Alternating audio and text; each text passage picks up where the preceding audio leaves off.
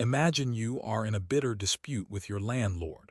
Months of bad blood, lawyers involved, and someone suggests bringing in an AI mediator to help you both reach a deal. Would you trust it? Because researchers just put 8 of the most powerful AI models on the planet through exactly that kind of test, and the results are genuinely humbling. Okay, I have a lot of questions already. What kind of conflicts are we talking about? Because there is a massive difference between mediating a roommate dispute over dishes and mediating an international trade standoff. That is exactly the point.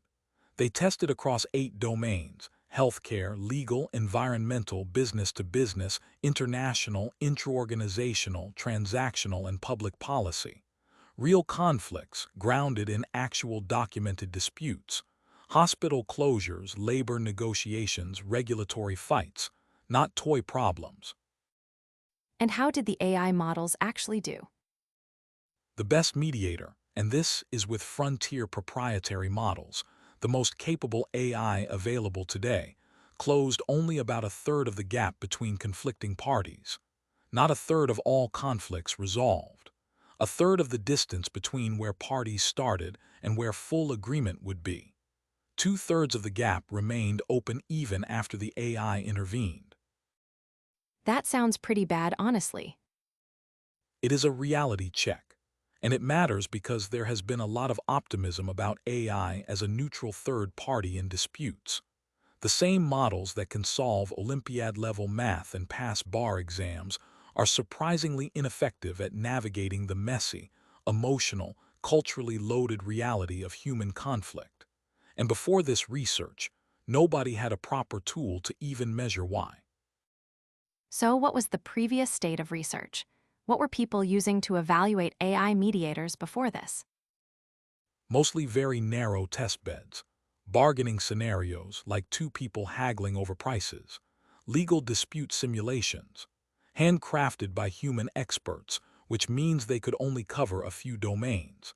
And the evaluation methods had a serious flaw. They were scoring every topic in a conversation at every single turn, even turns where that topic was not being discussed at all. Imagine scoring your progress on the noise dispute with your neighbor during the turn where you were talking about the lease renewal. It injects noise into the score and compounds errors. So, prior evaluations were not just narrow, they were also unreliable. Exactly, which meant the field was operating partly blind, and previous results looked too optimistic. Some studies were reporting 80 to 90% resolution rates, but only because they were testing in narrow, easy, transactional conflict scenarios. When you expand to realistic, diverse conditions, the numbers collapse. Okay, so walk me through what they actually built. This benchmark called SOCRATES. It has 3 pieces. First, they built an automated pipeline to generate conflict scenarios from real documented disputes. An AI agent searches the web for real public conflicts across each domain. A second agent converts those into structured negotiation scenarios with fictional names to protect privacy. And then they filter out any scenario that resolves itself without a mediator. You can only credit a mediator for resolving something that would not have resolved on its own. That filtering step is smart. How many scenarios did they end up with? 40 scenarios, 5 per domain. Then they expanded each one along 5 socio-cognitive axes independently. Strategic posture are the parties competing aggressively or avoiding confrontation. Party composition, 2 parties or 3. History length, a brief background or a long complex grudge history. Emotional reactivity, calm and composed parties or volatile reactive ones. And cultural identity. They anchored parties to American, Korean, or Chinese cultural profiles, using a framework called Hofstede dimensions that encodes values like individualism versus collectivism and tolerance for uncertainty. Why independently? Why not stack them all together to simulate maximum real-world complexity? Because if you stack them, you cannot diagnose where things went wrong. If the AI fails with 3 axes stacked simultaneously, you cannot tell whether it was the emotional reactivity or the cultural mismatch, or the three-party tracking problem that broke it. By varying one axis at a time, any change in performance traces back to one specific competency. This is actually a really principled experimental design. Okay, so now the evaluation side. How do they actually score whether a mediator is doing a good job during a live conversation? They introduced what they call a topic-localized evaluator. Instead of scoring every topic at every turn, it reads the full conversation once, identifies only the turns where each specific topic is actually being discussed or where a party shifts their position, and scores agreement only at those turns. For all other turns, it just carries the last score forward. The result is a clean, real-time trajectory of consensus for each topic, without the noise. And how well does this automated evaluator match what human experts would say? They validated it against expert annotators on nearly 1,900 dialogue snippets. The correlation with expert judgment was 0.82 at the trajectory level. The previous best method had a correlation of 0.37. They more than doubled the reliability of automated mediation evaluation, which is a significant methodological contribution independent of the mediator results. Let me push on the benchmark results themselves. You said the best mediator closes about a third of the gap. Which models were actually best, and were there surprises?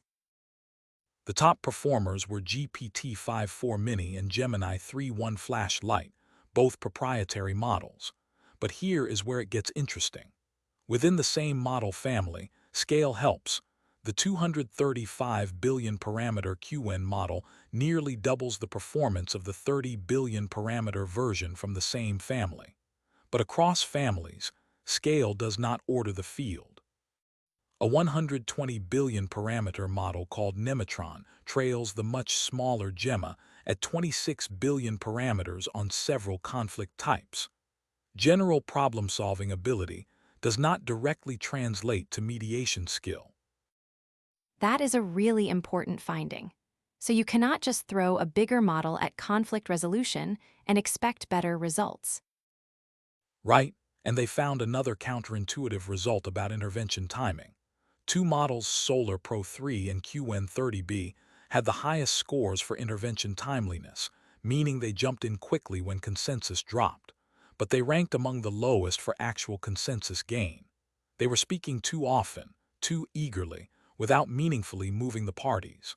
A good mediator has to intervene at the right moment with the right content. Speed alone does not resolve conflict. Okay, I want to challenge the experimental setup here. They are using AI to simulate the disputing parties as well as the mediator. Is there not a risk that you are just measuring how well one AI model plays against another, rather than anything meaningful about real human conflict? That is a legitimate concern, and they address it directly. They tested whether varying the emotional reactivity of AI parties actually produced detectably different behavior, and they found it did, validated by human annotators with strong agreement. They also tested whether swapping the AI simulator playing the disputing parties changed the mediator rankings, and the relative ordering held up. The specific numbers shift slightly, but the patterns and the gaps between mediators are preserved. What about cultural identity? The Hofstede framework is fairly old and has been criticized. Does encoding Korean versus American cultural profiles as a summary of 6 numbers actually capture anything meaningful? That is a fair critique of the cultural encoding specifically.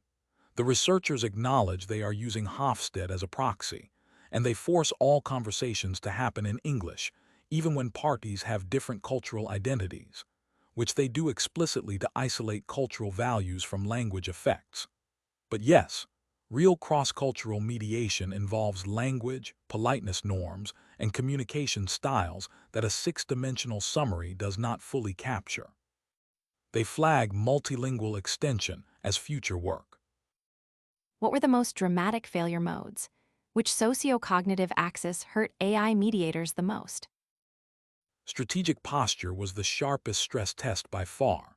When one party adopted a competing mode, aggressively prioritizing self-interest consensus gain dropped dramatically across all models, with some models losing between 19 and 64 points compared to the baseline condition. Accommodating postures were almost as damaging. The models that ranked highest overall showed the largest drops in adversarial conditions, which suggests that aggregate scores can hide specific brittleness that only shows up under pressure. What about emotional reactivity? That seems like it would be really hard for an AI. It produced consistent degradation across all models, but interestingly, the drop did not follow model size. The ability to absorb emotional volatility and respond effectively seems to be a distinct skill that does not correlate with general capability. Some smaller models handled reactive parties better than larger ones. And cultural identity produced the smallest shifts overall, but with a systematic pattern. All AI mediators performed noticeably worse with East Asian cultural profiles compared to American ones, likely because their training data skews toward Western norms. That cultural bias in the mediators themselves is actually pretty alarming if you think about deploying these systems in the real world. Very alarming. An AI mediator that is systematically less effective with Korean or Chinese parties than with American ones is not a neutral third party. It has embedded cultural biases that favor one side of the negotiation. And the benchmark now gives you a way to measure and compare that bias quantitatively, which is genuinely new. What are the real limitations of this work beyond what we have already discussed? Three big ones. First, everything runs in English, so they are not testing multilingual mediation at all. Second, the only outcome they measure is consensus, whether the parties reached agreement. Real mediation quality also involves party satisfaction, procedural fairness, trust restoration, and emotional repair. You could imagine an AI that bullies both parties into a nominal agreement that leaves everyone resentful, and so CRATES would score that as a success. Third, these are still simulated conflicts even if they are grounded in real cases. Real human emotions, real stakes, real legal consequences, those are not in the simulation. So, what does this mean practically? Should we be deploying AI mediators in real disputes right now? The evidence says we should be very careful about which disputes and under which conditions. For simple transactional conflicts, price negotiations, straightforward contractual disagreements, AI mediators are reasonably effective. That is where prior benchmarks concentrated and where the numbers look decent. But for emotionally charged disputes, cross-cultural conflicts, multi-party negotiations, or anything with a long, complex history, the current generation of AI mediators closes only a fraction of the gap and can sometimes make things worse. The fact that some interventions actually reduced consensus below the no mediator baseline is striking. Some AI mediators made things worse. Yes, and that is what makes the timing question so important. The analysis of when interventions are most effective showed that for emotionally charged or strategically adversarial conflicts, early intervention matters. You have to reframe stances before they harden. But for complex multi-party or long-context conflicts, later interventions like summarization and synthesis are more effective. The strongest mediators adapted their timing to match the condition. The weakest ones had flat timing profiles, regardless of what was happening. What does this tell us about where AI development needs to go for mediation to become genuinely useful? The paper makes a strong case that the bottleneck is not raw intelligence or reasoning power. It is social adaptation, reading the emotional state of a room and adjusting, recognizing when a party's cultural background means they are signaling something very different from what they are literally saying, knowing when silence is more powerful than speaking. These are capabilities that current training paradigms do not explicitly optimize for, and so CRATES now gives researchers a concrete tool to measure progress on each of them separately. Bottom line, what should someone take away from this? AI mediation is real, it is promising, and it is nowhere near ready for the hardest human conflicts. The best models today close about a third of the gap in realistic diverse scenarios, and that gap varies enormously depending on whether parties are emotional, adversarial, culturally distant, or juggling a long, complicated history. The research gives us both a sober assessment of where things stand and a rigorous new tool to measure whether they are getting better. Progress in AI conflict resolution will not come from scaling models. It will come from teaching them to read the room. And that's a wrap for today's episode. If you found this conversation valuable, consider subscribing and turning on notifications. We release new research breakdowns regularly, helping you stay on top of the latest discoveries without having to read every paper yourself. Thanks for listening, and we'll see you in the next one. Goodbye.